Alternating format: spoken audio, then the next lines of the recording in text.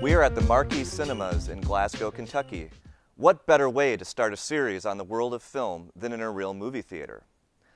I'm Ted Hovitt. I teach film studies at Western Kentucky University.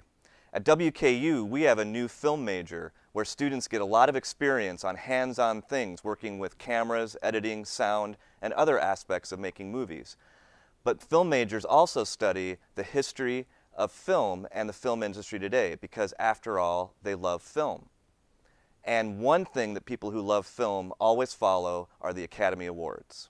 The 83rd Academy Awards will be broadcast on Sunday night, February 27th on WBKO. The Academy Awards have been around since 1927, and they remain the most prestigious of all award shows, largely because the winners are not determined by critics or by a popularity contest, but by their peers. The 6,000 members of the Academy who vote on the Academy Awards are the actors, directors, technicians, and producers who actually make the movies nominated.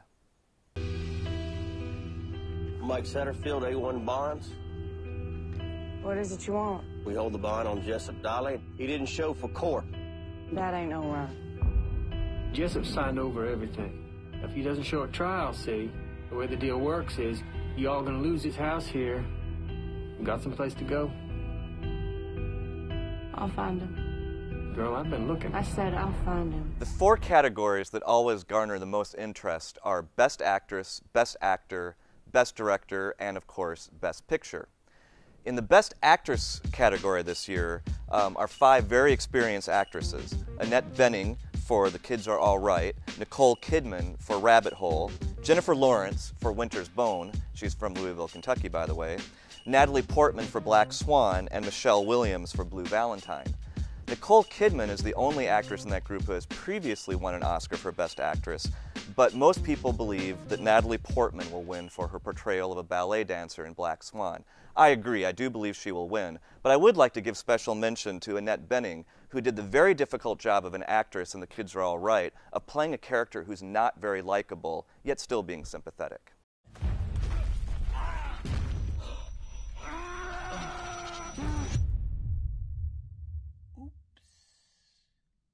The Best Actor category this year features 3 experienced actors and 2 relative newcomers.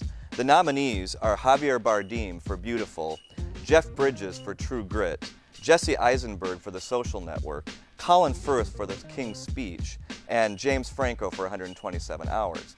Most people remember that Jeff Bridges won his Oscar last year for Crazy Heart, and for that reason I don't expect him to win again. I believe, as most people do, that Colin Firth will win a well-deserved Oscar for The King's Speech, though I think both Jesse Eisenberg and James Franco will be strong Oscar contenders for many years to come. The Best Director category this year had some controversy because of who was not nominated. Christopher Nolan, who's a great favorite among many movie fans because of movies like The Dark Knight and Memento, was not nominated for Inception, which was nominated for Best Picture. The 5 Best Director nominees, though, are hard to argue with.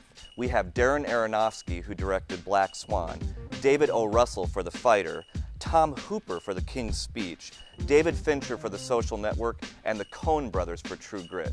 You can really make a good case for any of those directors. And previously, Joel and Ethan Coen have an Oscar for No Country for Old Men.